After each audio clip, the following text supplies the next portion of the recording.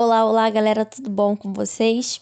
Vamos para mais uma videoaula, vamos dar continuidade aos nossos estudos sobre as reformas religiosas e hoje nós vamos falar sobre o calvinismo e o anglicanismo. Então, bora lá? Na aula anterior, nós falamos sobre a reforma luterana, que foi proposta por Martinho Lutero. E aí nós vimos que essa reforma ela acabou se expandindo e influenciando também em outras regiões da Europa, não apenas na Alemanha. E aí é o caso em que nós vamos estudar hoje com João Calvino, em que suas ideias têm grande aceitação na Suíça, na Holanda, parte da França, que são com os chamados Huguenotes, Inglaterra, que são os puritanos, e a Escócia, que são os presbiterianos. Então, bora conhecer melhor sobre. Na década de 1530, no Reino da França, o teólogo João Calvino, ele formulou a doutrina da predestinação. Seria o quê? Segundo a qual os destinos eles foram traçados por Deus desde o nascimento. Ou seja, o nosso destino já estão traçados, já estão determinados desde quando nós nascemos. E a manifestação dessa predestinação se conformaria somente com o trabalho e com a riqueza produzida a partir do trabalho. Vamos entender melhor isso. Primeiro é preciso que nós tenhamos em mente que João Calvino ele foi muito influenciado pelas ideias de Martinho Lutero. Só que ele traz maior ênfase e valorização e exaltação dos valores morais. Então, ele tem como objetivo definir os ensinos doutrinários para a formação de um cristão. Então, como assim? Diferente de Lutero, que acreditava que existia o livre-arbítrio, João Calvino não. Calvino acreditava que não existia o livre-arbítrio e sim acreditava na predestinação, ou seja, aquilo que eu mencionei anteriormente, que nosso destino já está predestinado, nós não temos opção de escolhas. Tudo o que acontece em nossas vidas já está definido, estabelecido, não pode mudar o destino. Então, é por isso que ele acreditava que a salvação vinha por meio da predestinação. Nós estamos predestinados a ser salvos ou não. Então, peraí, professora. Como é que eu vou saber se eu vou ser salvo? Então, não adianta o que eu faça. Se eu fui predestinado a não ser salvo, não importa o que eu fizer, eu não vou ter a minha salvação no final da vida. Então, é isso que Calvino está querendo dizer? Olha só, vamos entender isso. Para Calvino, Deus dá alguns sinais de que você será salvo, como, por exemplo, o dom, que é a sua vocação. Sabe quando uma criança, ela super novinha, já começa a desenhar, fazer vários desenhos incríveis, ou então já começa a tocar algum instrumento sem que ninguém lhe ensine? E as pessoas não costumam falar que isso é um dom. Nossa, você tem um dom, hein? Você tem um dom para isso. Então, o dom seria isso, a sua vocação, o seu talento para determinada coisa. E esse dom, essa vocação, lhe dá um trabalho, uma profissão. E essa profissão lhe possibilita o acúmulo de riquezas. E foi o que eu falei anteriormente, que a manifestação da predestinação, ela se confirmaria com o trabalho e com a riqueza produzida. Então, o que eu estou querendo dizer é que somente quem é rico, quem conseguiu acumular muita riqueza, é que vai ser salvo? Não, não é isso. A ideia de acúmulo de riquezas é um pouco mais complexa do que isso. É assim, você tem um dom, né, que é a sua vocação, e aí você trabalha com isso, você tem a sua profissão, e aí você ganha dinheiro. E aí, ganhando dinheiro, você consegue acumular riquezas. Só que aí que tem o detalhe, você não gasta essa sua riqueza, você investe. Como assim? Eu consegui acumular uma riqueza, mas eu saio por aí gastando, saio por aí comprando várias coisas que eu não necessito, coisas supérfluas, coisas que me faz gastar, perder dinheiro. Isso não está querendo dizer que eu já estou predestinado a ser salvo. Muito pelo contrário, porque eu estou fazendo errado, eu estou gastando, eu estou esbanjando o dinheiro que eu tenho.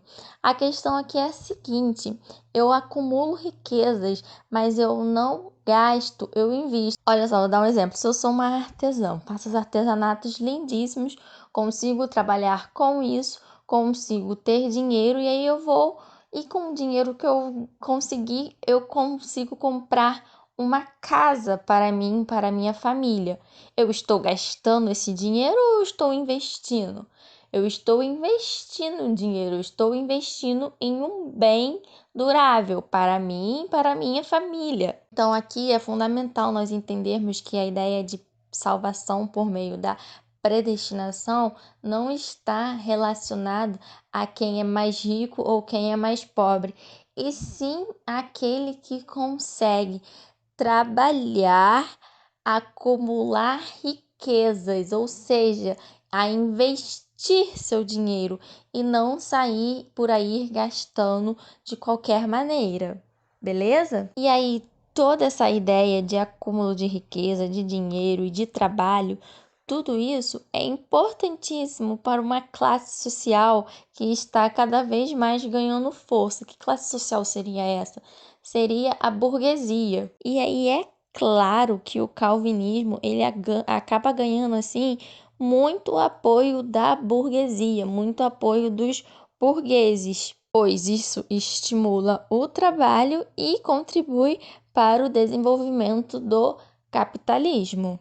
Então, as ideias calvinistas elas foram bem aceitas em Genebra, né, na Suíça, que se tornou um dos maiores centros da reforma calvinista. E agora nós vamos falar então do movimento da reforma anglicana, que ocorre na Inglaterra. E aí esse movimento reformista na Inglaterra, ele teve aceitação, só que por razões políticas. O rei Henrique VIII, ele era católico e casado com Catarina de Aragão, mas queria se separar, porque ela não havia lhe dado filhos que pudessem seguir com a linhagem real, né? Enfim, ele queria separar-se de Catarina para se casar agora com Ana Bolena. Só que no catolicismo não existe a separação, não existe divórcio, porque o que Deus uniu, o homem não separa. Então, o que foi? Os votos matrimoniais, eles são sagrados, né? O que existe é a anulação do casamento, quando uma das partes não cumpre com os votos matrimoniais. E aí a gente pensa, óbvio que naquela época de uma sociedade extremamente machista, era a mulher que não cumpria com os votos matrimoniais. Só que o Papa Clemente VII, ele se recusa a anular o casamento. Por que ele se recusou? Porque Catarina de Aragão, ela era espanhola e o reino da Espanha, ele era aliado da Igreja Católica. Então, se o Papa ele anulasse esse casamento, iria criar um mal-estar com a Espanha, coisa que a Igreja Católica não queria, já que num contexto em que as reformas estavam acontecendo, as reformas religiosas estavam acontecendo, a Igreja Católica não poderia se dar ao luxo de perder apoio de um reino, como o caso da Espanha. E então, como reação a essa negação da anulação do casamento, Henrique VIII ele declara a separação do Estado da Igreja. Como assim? Ou seja, ele declara que a Igreja Católica não era mais a religião oficial da Inglaterra. E aí que ele promulga em 1534 uma lei para formar uma igreja nacional, independente do Papa e, óbvio, da Igreja Católica, cujo dirigente seria o próprio rei da Inglaterra, ou seja, ele mesmo. Então aí estava sendo criada então a Igreja Anglicana. Além disso, ele também confiscou as terras da Igreja Católica, do clero, né, concedendo-a à pequena nobreza, a gentry. E aí, isso incluía os militares. E essa foi uma estratégia importantíssima de Henrique VIII, porque fazendo isso, ele se protegia contra possíveis ataques da Igreja Católica, já que ele tinha ali o apoio dos militares. Então, a base do anglicanismo é o poder ao rei, e isso consolida o absolutismo inglês e colabora para a formação dos estados nacionais, que nós vamos ver mais para frente especificamente o que seria isso. Então, agora nós vamos ver as principais diferenças entre as religiões luterana, calvinista, anglicana e da Igreja Católica. Vamos lá? Olha só. Em relação ao livro sagrado, para a Igreja Católica, a Bíblia é a fonte da fé, mas deveria ser interpretada apenas pelos padres da Igreja, ou seja, deveria ter o monopólio da Igreja a sua interpretação. Já para o luterano e calvinista, a Bíblia é a única fonte da fé e permitia-se seu livre exame. Já para o anglicanismo, a Bíblia é fonte da fé, deveria ser interpretada pela Igreja e permitia-se seu livre exame. No que se refere à salvação, para a Igreja Católica, a salvação se dá por meio da fé e pelas boas obras. Já para o luterano, a salvação ela se dá por meio da fé em Deus. E para o calvinista e anglicana, a salvação é por meio da fé e pela graça em Deus, ou seja, com a ideia de predestinação. E em relação aos sacramentos, os sacramentos católicos eram 7, quer dizer, são 7: batismo, crisma, eucaristia, matrimônio, penitência, ordem e unção dos enfermos.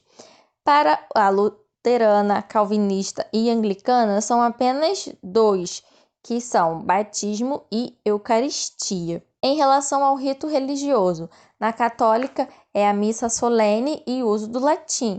Na luterana é o culto simples, que é o uso da língua nacional, ou seja, alemã, inglesa, enfim, etc., né, de acordo com o país. Na calvinista é o culto bem simples, o uso da língua nacional.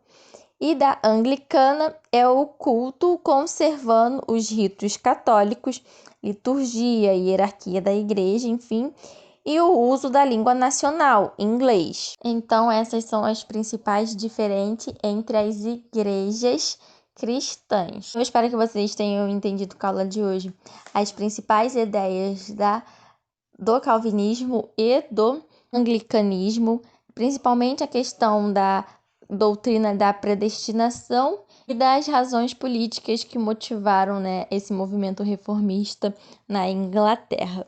Então é isso, galera. Na próxima aula nós vamos ver quais foram as reações da Igreja Católica em meio a todo esse movimento reformista. É óbvio que a Igreja Católica iria reagir a toda essa situação. Então é isso que nós vamos ver na próxima aula, quando falaremos da Contra-Reforma. Então é isso, galera. Beijos e bons estudos.